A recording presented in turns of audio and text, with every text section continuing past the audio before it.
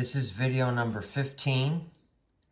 This is a continuation in part of video 14, where we were talking about developing a prototype and fishing for striped bass.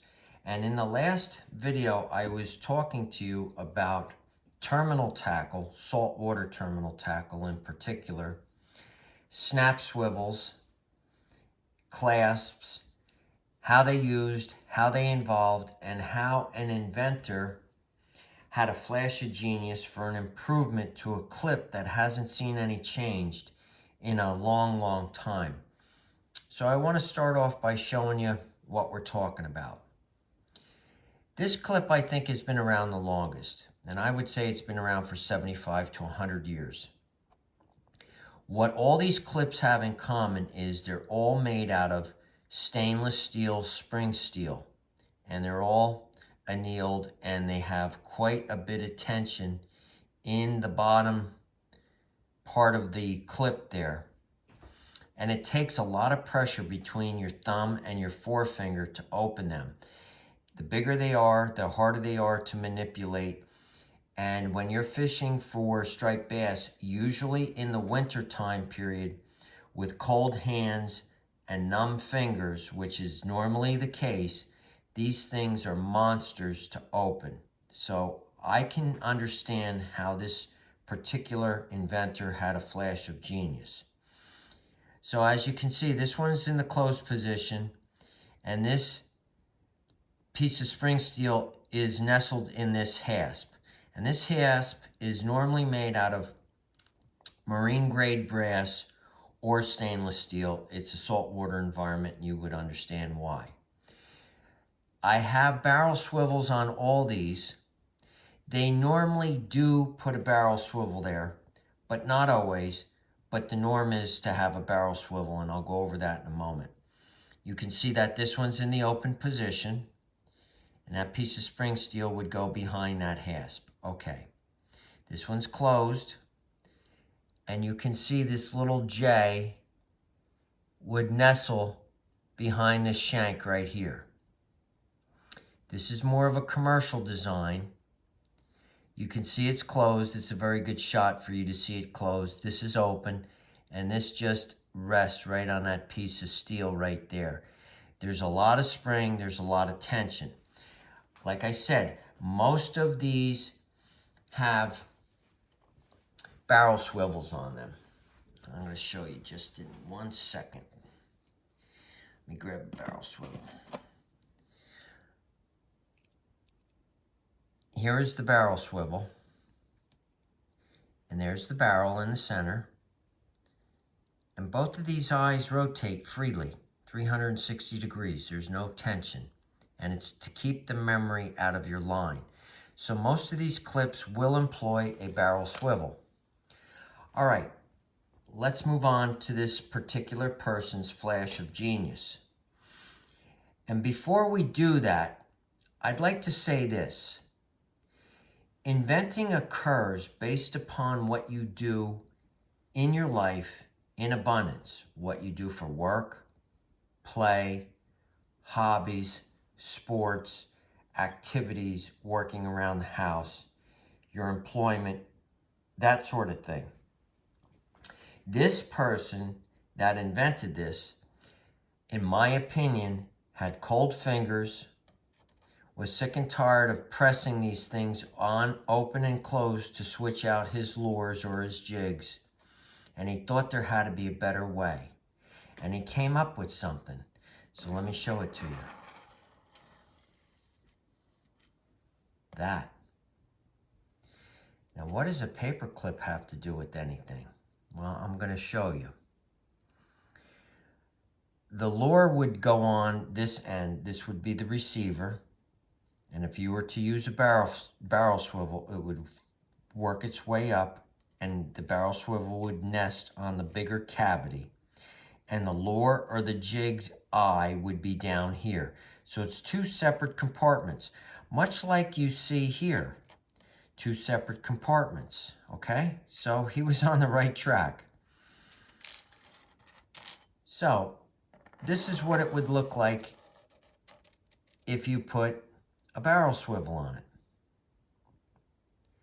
The barrel swivel would start here, would work its way around, go to the top, and that's where the barrel swivel would stay if you were to use one.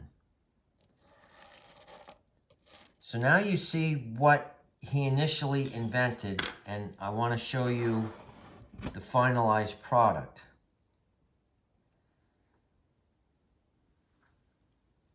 And it's this.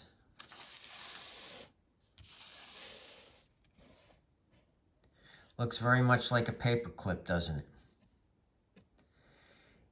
Now, the way it works is this way. Let me get this in focus. You would fish your barrel swivel here, work around. This piece of spring steel here is nestled hard against this one, and your barrel swivel would end up where the tip of these tweezers are. This compartment would hold the eye hook, or the eye, I should say, of your lure or your jig. So it gets fed here. This is a compartment for your eye of whatever you're using to fish with, and this would be the compartment for your barrel swivel, if you were to use one. So I have one with the barrel swivel on it, and you can see that it's in the bigger end of the compartment, and it will stay there because it can't work its way past this little piece of steel. And I want to show you up close what the receiver looks like.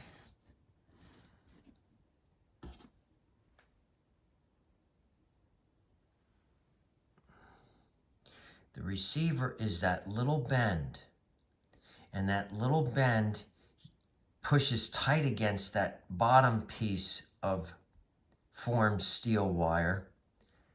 And once you get the eye of your jig or your lure there, or your barrel swivel, it gets locked in once it gets down to this end, once it gets past that little circle.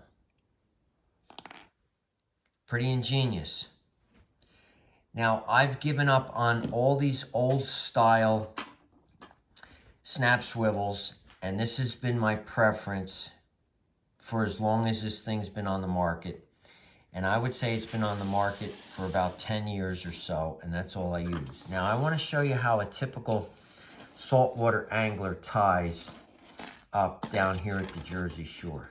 The guys that I've met on the beach. Let me show you. They normally tie just like that. They make their knot at the big end of the clip where the barrel swivel would go if you were to use one. And they have a leader, a shock leader they call it, and that's anywhere from 1 foot to 4 foot depending on your fishing style and the length of your pole. The longer the pole, the longer leader you can use. And then they put a barrel swivel here, which I told you spins around, and this line right here represents the line coming off the spool of your reel. Now, this is old school the way they do this, and I've evolved a different form of fishing than this, and I don't agree with this for one reason, and I'll show you. Fishing for bass comes in windy conditions and dark conditions, sometimes in pitch black. So you have a barrel swivel. Let me show you the tip of my pole. This barrel swivel gets stuck in here, and it can rip out the lining of your eye, or it can rip out the eye itself. Now, these eyes are lined with either plastic or ceramic, depending on the grade of pole you have. But it can definitely ruin your fishing pole. So what I have figured out over time, and rather quickly because I've been doing this for a long time and I've kind of turned it into a science project and an art form, is I tie direct. I'm using Spectra line. It's braided.